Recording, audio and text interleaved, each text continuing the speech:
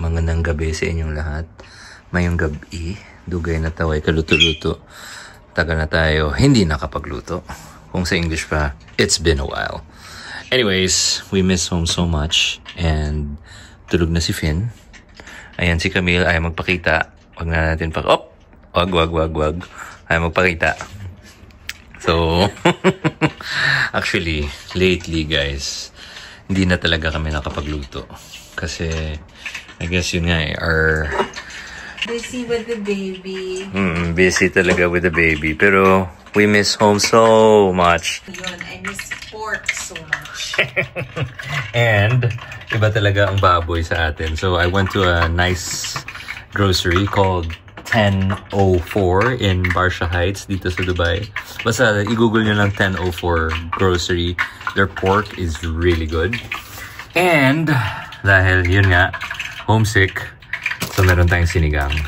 Nagtataka kayo bakit hindi siya sabaw. Oo. Priprituhin natin yung pork ribs. Ayan na, kumukulo yung ating mantika. Prituhin natin yung pork ribs sa ating flour mixture na titimpla natin ng sinigang. And then, gagawa tayo ng dipping sauce. Meron lang akong hinihintay na ingredients. Actually, yung ating Knorr seasoning. Wala pala ako dito sa ating pan. Wala. So, nag-order na ako online. Parating na. Luto na tayo. Bawang. And para healthy ating meal, let's mix in some mushrooms and kangkong on the side. So we're having crispy pork with like sauteed mushrooms and kangkong. Stir fry natin to. Yung spring onions, pang-garnish natin to para makulay yung dish natin. Kangkong, mushrooms, done. Spring onions, done. Alright. Gawin natin yung ating sinigang mixture. Basically, it's cornstarch, AP, all-purpose flour, and our sinigang mix. Pwede rin tapioca starch or rice flour. AP, all-purpose flour. 50-50. Kahit na hindi exact. Yung? Na 50-50? Like tansya-tansya, ganun. Gusto mo kumuha ng weighing scale, babe, pwede naman. Pero... Measuring cup, hello. Well, na-eyeball ko na siya eh. Okay. Pero kasi like people like me. And your mom. Yep. We would measure. Yep. And I don't. Well, nasa bahay lang naman tayo, pero kung nasa restaurant tayo. Tanong lang naman yun. Oh. For mga people like me. Oh, okay. So na people hindi like... marunong magtansya. Oh, okay. So people like you and my mother-in-law get 1 cup para precise and 1:1. I recommend 1:1. Then again, mas maganda yung rice flour. Kung walang, alam ko hindi ganun ka-accessible yung rice flour. This actually, ito tapioca starch to. Pwede din, yun nga, cornstarch. And, para may lasa, sinigang.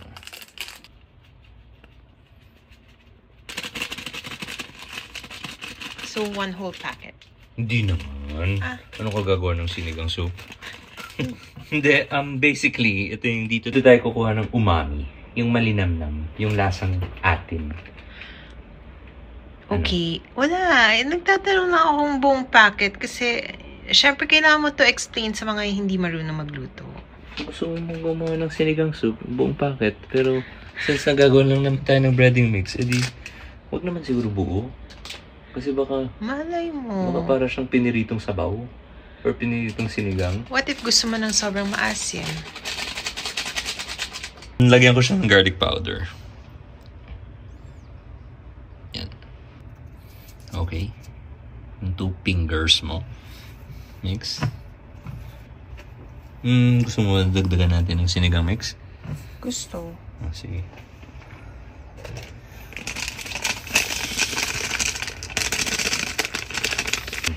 Ito, for me hindi lang siya pang sabaw. Pwede rin siya pang breading, pang example, nagro-roast ka ng chicken. Kuha ka ng sinigang mix, irarab mo sa cavity. nagpiprito ka ng isda, i-rub mo siya sa isda or rub mo siya sa loob. Dami niyang pwedeng paggagamitan. Tamang Tagalog ba? Paggagamitan. Ready na tayo magprito. Painitin na natin ang ating mantika. Tingnan natin kung ready na. Parang. Siguro mga 30 seconds. Siguro let's do 4 or 5 per? 4 siguro. Ano, gusto mo dikitan natin ng garlic? It's up to you.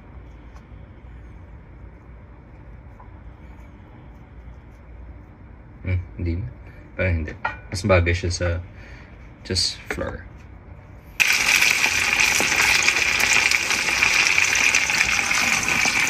Medyo malakas kasi. I'd say 1 more minute.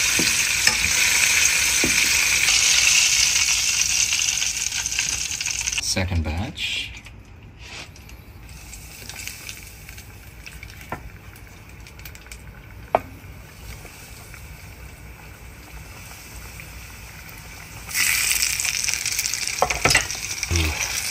Meron pa tayong leftover flour. Kung gusto natin tofu, pwede rin. Pero, wag na, no? Okay. Pork done. Okay na tayo sa oil. Pinapainit ko to kasi gigisa na tayo ng ating mushrooms and konting kangkong. Onions. Garlic. That's ready.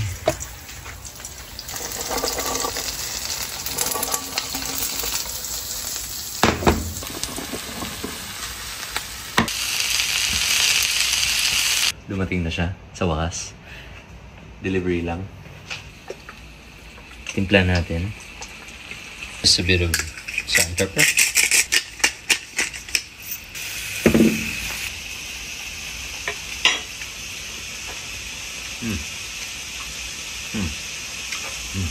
Good. Gawin na natin yung sauce. Raw garlic, ketchup, suka, nor seasoning,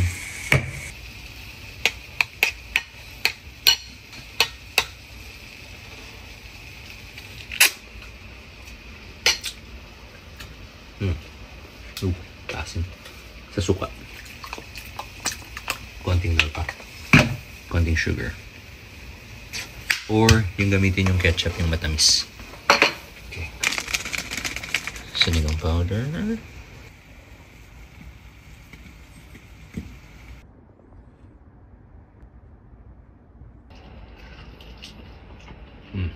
Gusto mo maasim, di ba?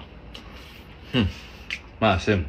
Then, habulan mo ng ketchup na manamis-namis, na mabawang.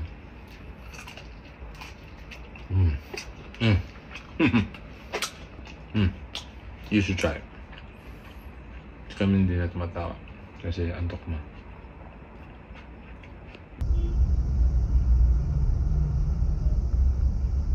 Good morning, Dubai. It is around 6 a.m. and we are here. Well, Finn and I are here. Finn is asleep. Buti naman. Pero ready na ako sa kanyang, just in case magising siya. May milk dyan, may nappies, and my pacifier, our best friend lately. While mommy is taking her driving exam inside, so wish her luck. Hustle, hustle, hustle.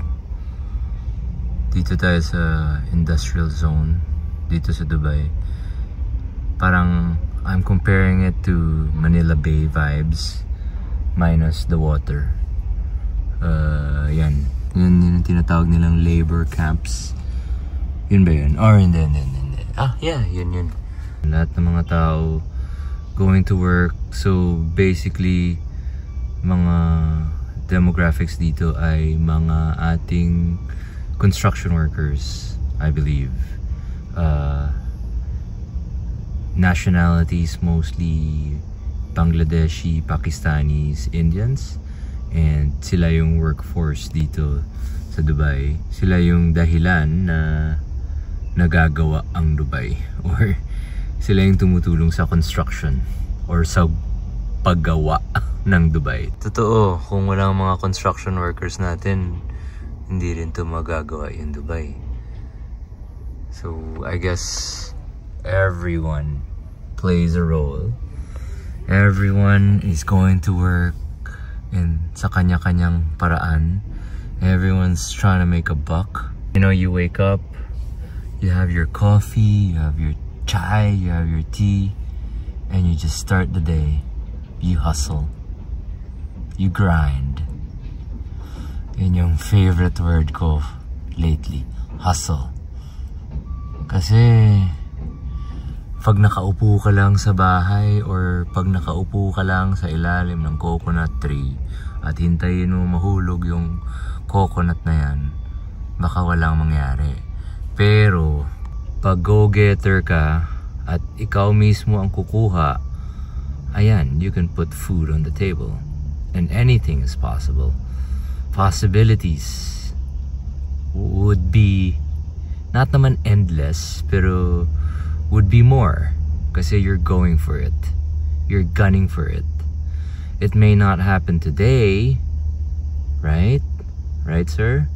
But it can happen tomorrow, or it can happen next year, or it can happen 5 years from now. Hindi ka pwede petiks lang.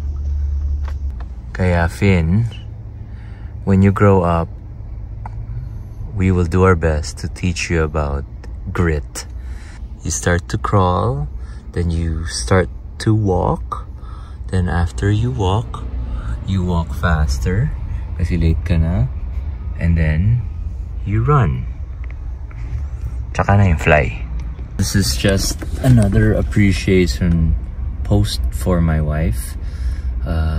She is taking her parking exam, to be exact, inside. And she's been practicing, she's been reviewing, she's been studying, and I hope she can do it in one take. Dito sa Dubai, some people umaabot. Well, yung HR namin na si Jover, umabot yata siya ng 12 takes. Yes, kaya hindi na yata siya nagtitake ngayon. Yung iba 3-4 takes average. Ako 1 take, nakachamba. Well, nag-review rin ako ng todo-todo. Si Camille, sana 1 take, pero hindi ko siya pinipressure. Kung mag 2 take siya, okay lang. Kanina, tahimik lang ako. I didn't wanna raise her expectations. Malalaman natin mamaya kung ano yung results. Pero this is part 1. Parking to. And then pangalawa yung driving, yung sa actual road. Oh! Whoa! Oh my God, she passed! Holy shoots! I passed! Oh. I passed! First time. God. Okay, don't wake up the baby. Okay. Wow, babe, congrats. Wow. Babe, it's a good thing I watched that video. Talaga? Because I had to, yung backup parking ko, I actually made maniobra. Just so I wouldn't touch the line. And it was fine? It was fine. Because you're allowed 1 minus point. Congrats, babe. I'm so happy, Okay, let's celebrate. So let's celebrate you. My tip to those getting their driver's license, watch the video. It's like My Dubai yata on YouTube. It helps. Such a beautiful day. It is around 24, 25 degrees, I think. We are here at Neighborhood Food Hall. Or, sorry, tama naman. Neighborhood Food Hall. If you want to have tacos, grilled Indian food, Singaporean, Lao. Kala ko si AJ. Lao. Yung kay Chef AJ. Basically, Chef AJ's restaurant is here. Nag-switch ako to English kasi baka we'll watch it. Anyways, yeah, it's Lao Kebab. I'll show you guys. It's pretty good. It's actually very, very good. So, eto, masarap yung cookies nila dito. Crumb & Co. Yan yung sinasabi kong taco place. Ayan si Camille kumakain na ng Mexican. This lamb is really good from the meeting room. Oh, the boys are here. The ninjas. Ayan, ito yung sinasabi ko. Yung Al-Naka.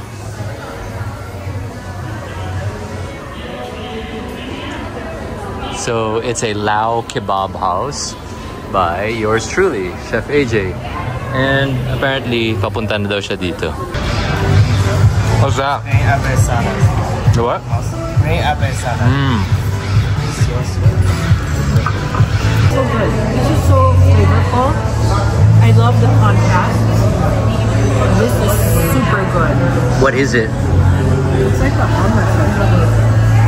And there's Chef AJ. He showed up. But I like it because there's so many flavors. It's not just like one flavor. Grabe. We're just getting started. We just had this, and this was amazing. Balance of flavors. It's familiar yet unique, and it's a dish that you can tell that the chef has been in the region for a while, and you can tell how skilled he is and how experienced, and his discipline of balancing his textures. Lupit, Chef AJ. Galing, galing. Smile. What up? Wipe out. So this one I really like, and parang gusto ko iuwi. Magaling talaga to si Chef AJ, no? Magaling, magaling. And his flavors, I love his flavors because it's still Asian. Yeah. Grandma's special fried chicken. And a platter of kebabs, the Wagyu herb beef, and the chicken tikka satay. And little fin in the background. Please. Enjoy, enjoy, enjoy. Enjoy. We just want to say thank you, Uncle AJ. Thank you so much for the great food.